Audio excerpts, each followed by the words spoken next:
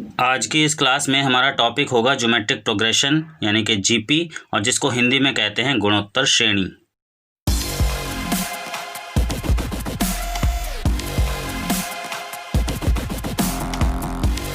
Hello guys, तो कैसे हैं आप लोग। चलिए स्टार्ट करते हैं। ज्योमेट्रिक प्रोग्रेशन शॉर्ट में कहते हैं जीपी और हिंदी में कहते हैं गुणोत्तर श्रेणी।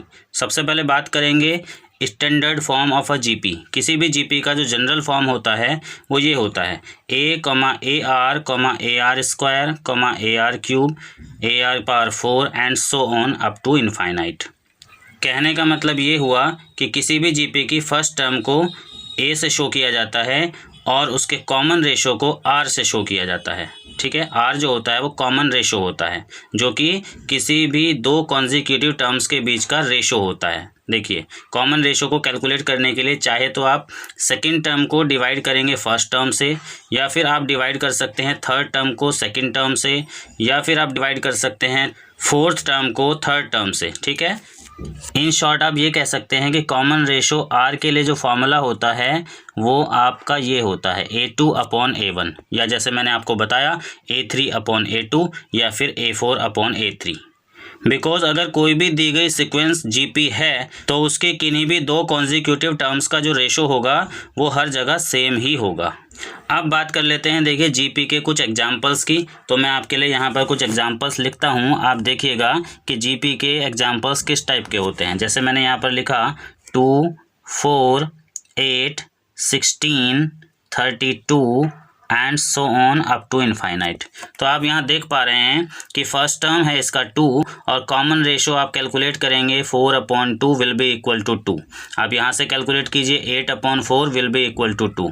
यहाँ से कैलकुलेट कीजिए 16/8 विल बी इक्वल टू 2। तो आप देख पा रहे हैं कि कॉमन रेशो हर जगह सेम ही है, तभी तो इसको कॉमन रेशो कहा गया है और इसीलिए ये सिक्वेंस जो है आपकी जीपी है। इट मीन्स इस एग्जाम्पल के लिए फर्स्ट टर्म ए की वैल्यू 2 है और कॉमन रेशो आर की वैल्यू भी 2 है।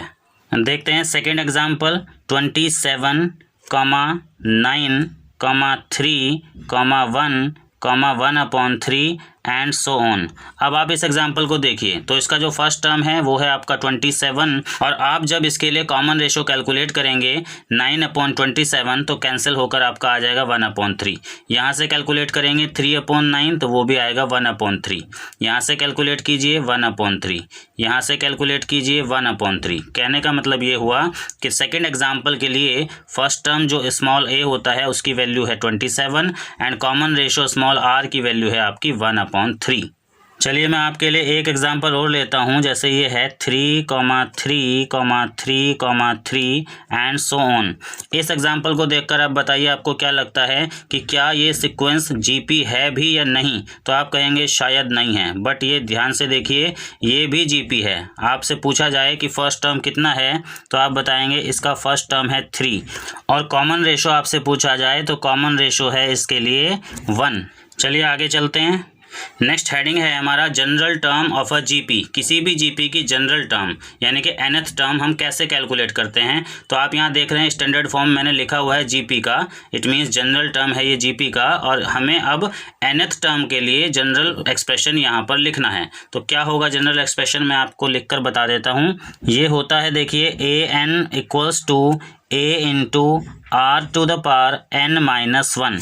और जहाँ पर अगर a की बात आप करेंगे तो आपको पता ही है a is first term, r is common ratio and n is the number of terms. तो ये फॉर्मूला कब काम करता है, जब आपको फर्स्ट टर्म गिवन हो, कॉमन रेशो गिवन हो और आपको नंबर ऑफ टर्म दिया गया हो और आपसे कहा जाए कि इधर से लेफ्ट साइड से स्टार्टिंग से आप nth टर्म फाइंड कीजिए।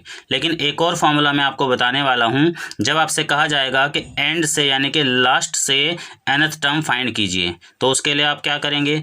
तो उसके लिए देखिए आप फॉर्मूला अप्लाई करेंगे ln equals to L/R to the power n-1। अब आप कहेंगे कि L क्या है, L है आपका लास्ट टर्म, यानी कि किसी भी जीपी की जब लास्ट टर्म आपको दी जाएगी, यहाँ पर एक लास्ट टर्म लिखी हुई रहेगी। सपोज एक एग्जांपल मैं बोलता हूँ 2, 4, 8 और सबसे लास्ट में यहाँ पर लिख दिया 100, तो L जो है वो 100 हो जाएगा, L की वैल्यू 100 होगी।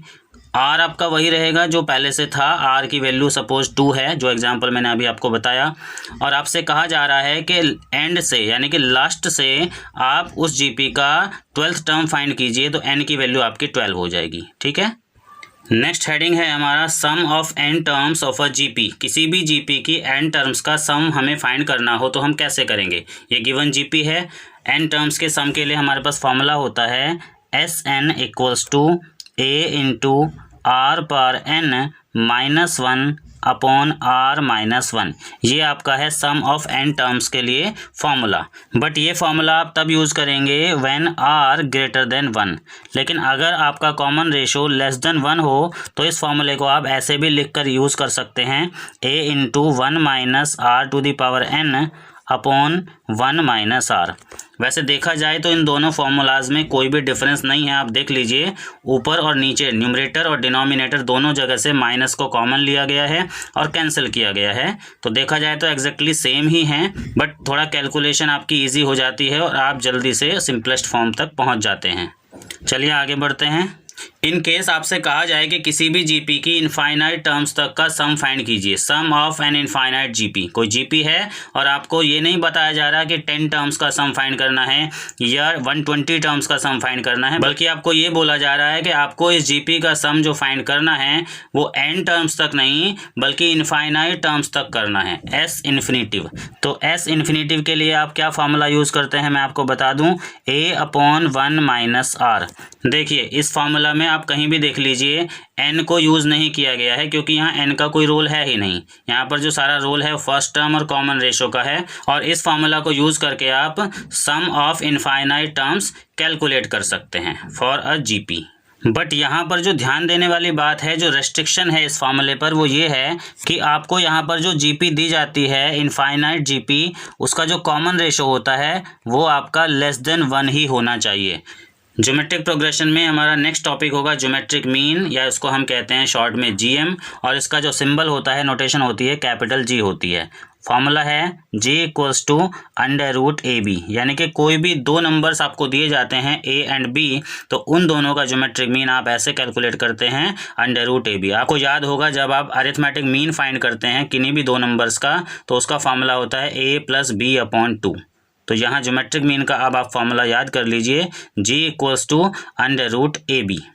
यहाँ से आप देखिए एक और रिजल्ट कंक्लूड कर सकते हैं, इसको मैं ऐसे भी लिख सकता हूँ G square equal to a b, और इसको ऐसे भी स्टेटमेंट की फॉर्म में हम लिख सकते हैं a comma G comma b are in G P.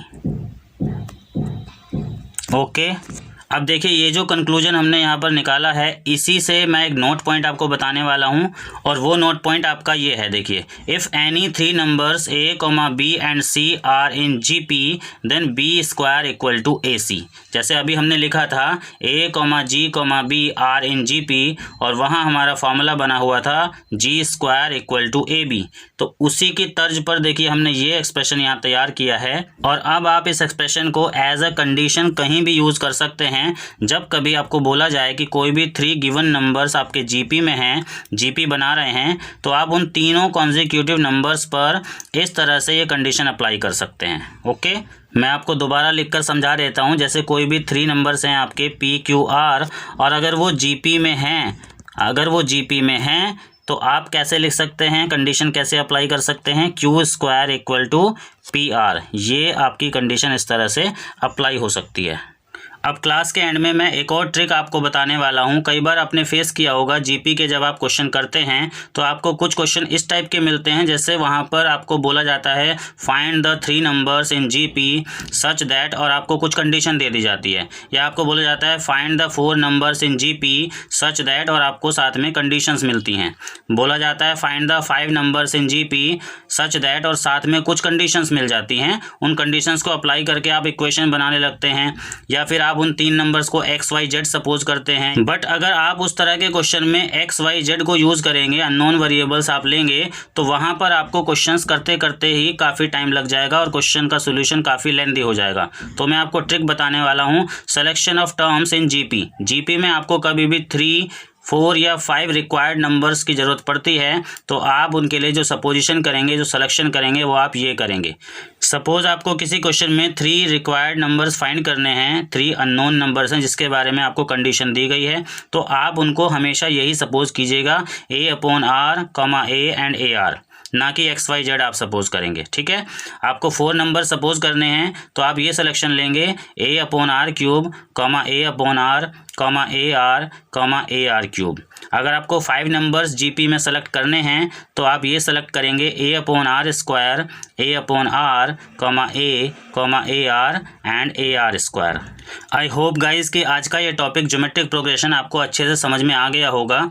इसके बाद भी अगर आपको किसी टॉपिक में, किसी हेडिंग में कोई डाउट है तो आप मुझे कमेंट करके ज़रूर बताइएगा कि आपको हमारी आज की क्लास ये कैसी लगी। जल्दी से वीडियो को लाइक कर दीजिए, इसको शेयर कर दीजिए। चलिए मिलते हैं नेक्स्ट क्लास में, तब तक के लिए स्वस्थ रहिए, मस्त रहिए। Thank you so much, see you again.